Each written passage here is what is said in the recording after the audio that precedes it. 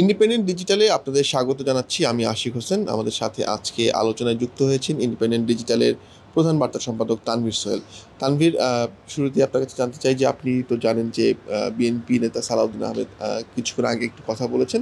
তিনি বলেছেন যে মার্চের মধ্যে যদি নির্বাচনের রোডম্যাপ না আসে সেক্ষেত্রে সব রাজনৈতিক দলগুলোর সাথে বসে একটা সিদ্ধান্ত নেওয়া হবে। আমি আপনার কাছে জানতে চাই যে হঠাৎ এই ধরনের একটি কঠোর বার্তা বিএনপির পক্ষ থেকে কেন এলো? হ্যাঁ, এটি আপনি ঠিকই বলেছেন যে বার্তাটা কিন্তু বেশ কঠোর।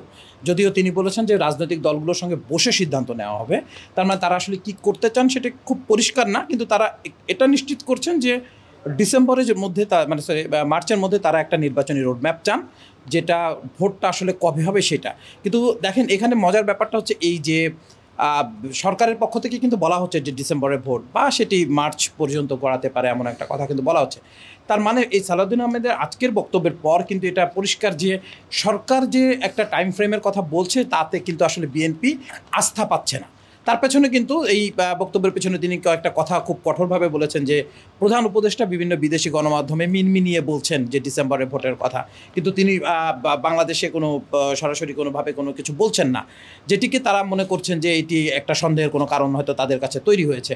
কিন্তু বারবারের নির্বাচনের কথা বলা সত্ত্বেও এই যে বিএনপির মতো সবচেয়ে বড় রাজনৈতিক দলটি এই মুহূর্তে তারা যে আস্থা পাচ্ছে না, তার মানে তাদের কাছে এমন চিন্তা বা তাদের কাছে এমন খবর হয়তো তাদের কাছে আছে যে আসলে যে ডিসেম্বরে ভোট হবে বা মার্চের আগামী বছর 2026 সালে মার্চের মধ্যে ভোট হবে, এই তথ্যটার উপরে তারা আসলে সরকারের বক্তব্যের উপরে আস্থা রাখতে পারছেন না, যার কারণেই কিন্তু তাদের এই কঠোর বার্তা।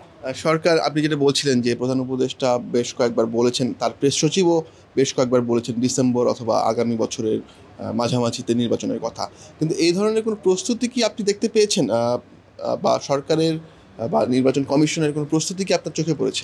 আপনি যদি বলেন, আমি দীর্ঘদিন নির্বাচন কমিশন কভার করে দেখছি, তাতে আমার কাছে এই মুহূর্ত পর্যন্ত আমি যদি বলি তাহলে আসলে নির্বাচন নিয়ে সরকারের মধ্যে আমি কোনো প্রস্তুতি দেখি নাই, সরকারের যে কর্মকাণ্ড। কারণ আমরা এরকম পরিস্থিতি কিন্তু 2007-08 দেখেছি।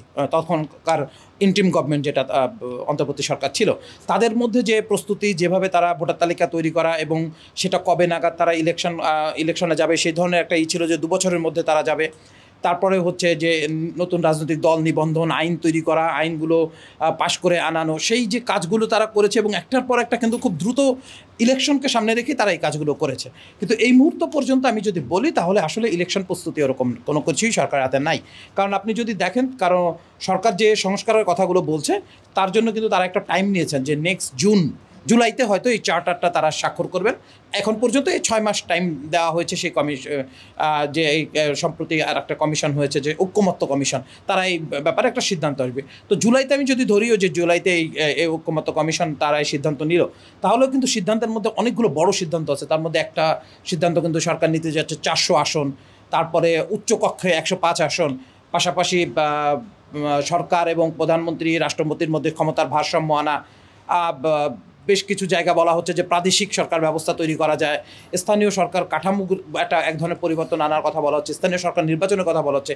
তো এইটা যদি আমি আগস্ট থেকে 4-5 মাসের মধ্যে, অর্থাৎ আপনি যদি ডিসেম্বরে নির্বাচন করতে চান আপনাকে কিন্তু এন্ড অফ দ্য অক্টোবর, অর্থাৎ অক্টোবরের শেষ নাগাদ আপনাকে তফসিল ঘোষণা করতে হবে। তাই যদি হয় তাহলে মাত্র 1-2 মাসের মধ্যে আপনার এতগুলো কাজ করা, সেগুলোর কোনো লুফলস আছে কিনা সেগুলো বের করা, সেগুলো বাস্তবায়নযোগ্য কতটা সেগুলো তৈরি করা, এটা কিন্তু একটা লম্বা প্রসেস।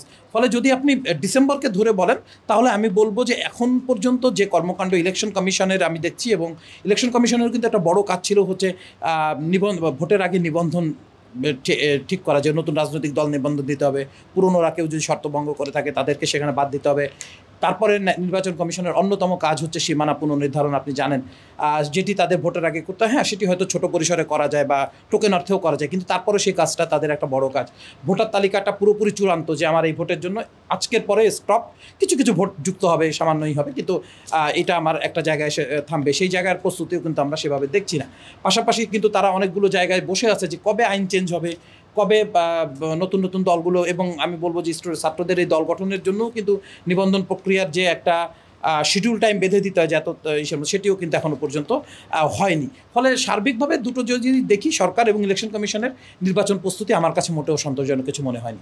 গতকাল কিন্তু নতুন রাজনৈতিক দল জাতীয় নাগরিক পার্টি আত্মপ্রকাশ করলো, এবং আমরা যদি দেখি আপনার তাদের যে পূর্ববর্তী যে সংগঠন বৈষম্য বিরোধী ছাত্র আন্দোলন কিংবা জাতীয় নাগরিক কমিটি, তারা কিন্তু দীর্ঘদিন ধরে বলে আসছে যে তারা আগে সংস্কার চান ভোটের আগে। অন্যদিকে আমরা যদি দেখি যে এই মুহূর্তে রাজনীতির মাঠে একটি বড় শক্তি জামাতে ইসলামীও কিন্তু একই সুরে কথা বলেছেন। তো সেক্ষেত্রে আপনার কাছে কি মনে হচ্ছে যে এই মুহূর্তে এই নির্বাচনকে নিয়ে আসলে রাজনৈতিক দলগুলোর মধ্যে দুটো স্পষ্ট পক্ষ হয়েছে, স্পষ্ট পক্ষ ভাগ হয়েছে? একটা হচ্ছে বিএনপির কথা যদি আমি বলি, বিএনপি যদিও বলছে সরকারকে সহযোগিতা করতে হবে, সরকারকে ব্যর্থ হতে তারা দিবে না, অনেক কিছু তারা বলছে, কিন্তু তারা কিন্তু ভেতরে ভেতরে এখন অনুভব করছেন যে আসলে এই ভোট হবে তো, এই ভয় কিন্তু তাদের মধ্যে এখন কাজ করে, এবং তারা কিন্তু নিশ্চিত না যে আসলেই ডিসেম্বরে ভোট হবে কি না।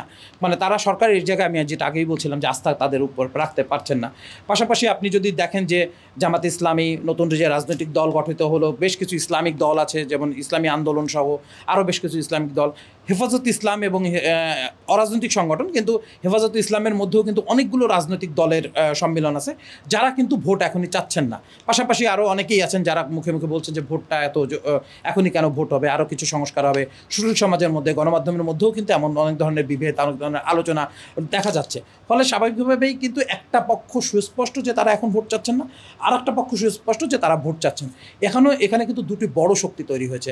আওয়ামী লীগ এই মুহূর্তে মাঠে নাই, তো বিএনপির পক্ষে খুব বড়, বিএনপি ছাড়া অন্যান্য যে বড় রাজনৈতিক দলগুলোর মধ্যে তেমন এটা নিয়ে আলোচনা নাই, বা তাদের মধ্যে সেরকম কথাও নাই, যেটি সালাউদ্দিন আহমেদ কিন্তু বলেছেন যে রাজনৈতিক দলগুলো বসে সিদ্ধান্ত নিতে হবে। অর্থাৎ তার মানে তারা এখনও পর্যন্ত বিভিন্ন দলকে এই কাতারে এনে একটা বৈঠকের মাধ্যমে যে তাদের অবস্থানটা পরিষ্কার করবেন, তারা এখনও সেটা করেন নাই, হয়তো সামনে গিয়ে তারা এই কাজটা করবেন। ফলে এটা নিশ্চিত যে একটা বড় অংশ, এর মধ্যে একদিকে জামায়াত ইসলাম, নতুন দল, হেফাজতে ইসলাম, অন্যান্য রাজনৈতিক দল, ইসলামী আন্দোলন সহ বিভিন্ন একটা অংশ, আর এদিকে আর একটা অংশ, দুটো মিলায় যদি দেখি তাহলে বেশ, আপনি যেটি বলছেন যে দুটি বড় পক্ষ তৈরি হয়েছে আওয়ামী লীগের অনুপস্থিতিতে, যদি আওয়ামী লীগ এই মুহূর্তে মাঠে নাই। একটা বিষয় যে বিএনপি যেই মানে তাদের যে অবস্থানটা ভোট তাড়াতাড়ি অনুষ্ঠিত হওয়ার ক্ষেত্রে, সেটা তো আপনি জানেন যে তারা বলতে চাচ্ছে যে যেহেতু এই সরকার আসলে মাঠ পর্যায় পর্যন্ত যেইভাবে একটা সরকারের আসলে হোল্ড থাকা উচিত সেই হোল্ডটা তারা রাখতে পারছেন না, যার কারণে আইন শৃঙ্খলা পরিস্থিতিও তারা আসলে সব ক্ষেত্রে নিয়ন্ত্রণ করতে পারছেন না, এবং অন্যদিকে অন্য যে কার্যক্রমগুলো রয়েছে সেগুলো অনেকভাবেই বাধাগ্রস্ত হচ্ছে। তো সেই জন্যই আসলে একটা নির্বাচিত সরকার দরকার। আর অন্যদিকে আমরা দেখি যে যারা এই মুহূর্তে নির্বাচন চাচ্ছেন না, বরং তারা স্থানীয় সরকার নির্বাচনের দিকে বেশি নজর দিচ্ছেন, তাদের এক্ষেত্রে যুক্তিটা কি, কেন তারা আগে স্থানীয় সরকার নির্বাচনটা চাচ্ছেন? এখানে একটা বিষয় হচ্ছে যে আপনি দেখবেন যে নতুন যে দল গঠিত হলো ছাত্রদের মধ্যে থেকে, শুরু থেকে একটু একটু বলা হচ্ছিল, কালকে কিন্তু দলটির প্রধান ব্যক্তি নাহিদ ইসলাম উনি কিন্তু সুস্পষ্ট বলেছেন যে একটা সরকারকে ফেলে দিয়ে আর একটা সরকার গঠন করার জন্য এই আন্দোলন বা এই বিপ্লব হয়নি। তার মানে এটা সুস্পষ্ট যে তারা যে ভোটের মাধ্যমে যে পরিবর্তনটা দ্রুততর সময়ের মধ্যে, এটি তারা এইভাবে চাচ্ছেন না। তারা চাচ্ছেন যে একটা বড় সংস্কার হবে, রাষ্ট্রের একটা কাঠামোগত পরিবর্তন হবে, এবং তারপরে ভোটের প্রশ্নটা সেখানে অবশ্যই আসবে। কিন্তু দেখেন, আপনি যদি যে ধরনের পরিবর্তনের কথা, যদি তাদের বক্তব্যে আপনি বলেন যে তারা সেকেন্ড রিপাবলিকের কথা বলছেন, তারা কিন্তু বলছেন, আপনি যেটা বলেন স্থানীয় সরকার, তারও আগে কিন্তু তারা চাচ্ছেন এই মুহূর্তে যে গণপরিষদ নির্বাচনের মাধ্যমে একটা নতুন সংবিধান তারা করতে চান, অর্থাৎ পুরানো সংবিধান থেকে বেরিয়ে আসতে চান তারা। তো এইগুলো করতে গেলে তো স্বাভাবিকভাবে ভোট অনেক লম্বা হবে। যদি আমি ধরি যে ডিসেম্বর জানুয়ারিতে ভোট না হয়ে গণপরিষদ নির্বাচন হলো, সেখানে এসে সংবিধানটা পাশ হবে, তারপর সব কাজগুলো শেষ হতে হতে সেই সরকারেরও তো মেয়াদ থাকবে 1-2 বছর থেকে যাবে। ফলে নির্বাচনের পুরো প্রক্রিয়াটা, স্থানীয় সরকার বলেন, গণপরিষদ নির্বাচন বলেন, সেকেন্ড রিপাবলিকান নতুন সংবিধান, এই সব প্রক্রিয়াটাই যদি আমি বলি, এই প্রক্রিয়াটা কিন্তু প্রত্যেকটা প্রক্রিয়ায় নির্বাচনকে বিলম্বিত করবে। এবং এই সাপোর্ট কিন্তু নতুন দলের আছে, জামাত ইসলামের এই উপর সাপোর্ট আছে, অন্যান্য আমি যে কথাগুলো বলছিলাম যে আরও ইসলামিক শক্তিগুলো আছে, এমনি সাধারণ কিছু রাজনৈতিক দলও আছেন যারা আমাদের এখানে, তারাও কিন্তু এই পক্ষে আছেন, এই সাপোর্টের পক্ষে। ফলে এই শক্তিটা যে একেবারে ছোট তা কিন্তু না। অন্যদিকে বলা যায় যে হ্যাঁ, বিএনপি এককভাবে বৃহত্তর একটা শক্তি, তাদের একটা বিরাট ভোট ব্যাংক আছে, এবং তারা নির্বাচন হলে ক্ষমতায় যাবে, এটি সবাই বলে থাকেন। এটা অনেকটা মাঠ জরিপ করলে সেই বিষয়টি হয়তো আসবে। কিন্তু সে কিন্তু একা হয়ে যাচ্ছে জায়গাটাতে। তার সঙ্গে কারা আছে সুস্পষ্টভাবে কিন্তু বোঝাও যাচ্ছে না। কারণ আপনি জানেন যে 4 দলীয় জোট একসময় ছিল, জামাত ইসলাম এবং বিএনপির নেতৃত্বে জামাত ইসলামও ছিল সেই জোটে, সেটি নাই। 20 দলীয় জোটেও জামাত বা সহ বিভিন্ন সেই জোটও কিন্তু ভেঙে গেছে। ফলে বিএনপির এই মুহূর্তে তার সঙ্গে কারা আছে, তার সঙ্গে কারা ভবিষ্যতে মাঠে নামবেন, যদি ভোটের দাবিতে আদায় করে নিতে হয় তাদেরকে শেষ পর্যন্ত, যে না ভোট খুব স্মুথলি হচ্ছে না, তাহলে কিন্তু রাজপথের আন্দোলনের মাধ্যমে তাদেরকে এই দাবি আদায় করে নিতে হবে। এবং সালাউদ্দিন আহমেদের কথার টোনটাও সেরকম। তাহলে সেখানে কারা আছেন, কিভাবে আছেন, তারা কতটা সাপোর্ট দিবেন, সেটি কিন্তু আসলে বড় প্রশ্ন হয়ে দেখা দেবে তখন।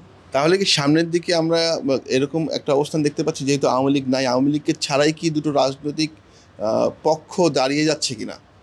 হ্যাঁ, এই মুহূর্তে আসলে ব্যাপারটা হচ্ছে যে আওয়ামী লীগ ভোটের মাঠে নাই বা রাজনীতির মাঠে সেভাবে নাই, দৃশ্যমান নাই। কিন্তু আমরা সবাই জানি, আপনিও জানেন যে আওয়ামী লীগের একটা হিউজ সমর্থক গোষ্ঠী আছে, তার নেতাকর্মী, এবং যে কোনো ভোট পেলেও কিন্তু আওয়ামী লীগ সবচেয়ে যখন খারাপ করেছিল 2001 সালের ভোটে আপনার মনে পড়ে, সেখানেও কিন্তু আওয়ামী লীগ 40% উপরে ভোট পেয়েছিল। সো এটাকে কোনোভাবে খুব ছোট করে দেখার কোনো সুযোগ নাই। হ্যাঁ, যদি আমরা ধরি যে আওয়ামী লীগ নানা কারণে রাজনৈতিকভাবে বিতর্কিত হয়ে পড়ে, তারপরে কিলিংগুলো ছিল, একটা বড় ম্যাসাকার তারা করেছিল ক্ষমতায় থাকার জন্য, তো সেই জায়গা থেকে আওয়ামী লীগ এই মুহূর্তে হয়তো রাজনীতিতে সেইভাবে প্রাসঙ্গিক নয়, কিন্তু তাদের যে নেতা কর্মী সমর্থক ভোটার এটা তো রয়ে গেছে। তো আপনি যেটা পাশাপাশি বলছিলেন, তাহলে আওয়ামী লীগের শূন্যতায় মনে হচ্ছে যে বিএনপি একক রাজত্ব, সেটা আসলে এই মুহূর্তে যদি আমি বলি যে আপনি এই জায়গাটা খুব ভালোই ধরেছেন যে সেটি আসলে নাই। বিএনপির বাইরেও গিয়ে একটা বড় শক্তি এক হচ্ছে, এবং তার যারা বিএনপিকে চ্যালেঞ্জ করতে পারবে, আমি হয়তো ভোটের মাথায় আমি কতটা পারবে আমি বলতে পারবো না, আমার মনে হয় যে সেটা হয়তো ভালো পারবেও না, কিন্তু ভোটের মাঠে না, আন্দোলনের মাঠে কিন্তু তারা বিএনপির সঙ্গে বেশ বড় ধরনের একটা মানে প্রতিদ্বন্দ্বিতায় নামতে পারবে, এটা কিন্তু নিশ্চিত করে বলা যায়। তানভীর সোহেল, আপনাকে অনেক ধন্যবাদ। নিশ্চয়ই আবার আপনার সাথে কথা হবে। আজ এ পর্যন্তই, দেখা হবে পরবর্তী আয়োজনে। ইন্ডিপেন্ডেন্ট ডিজিটালের সঙ্গেই থাকুন।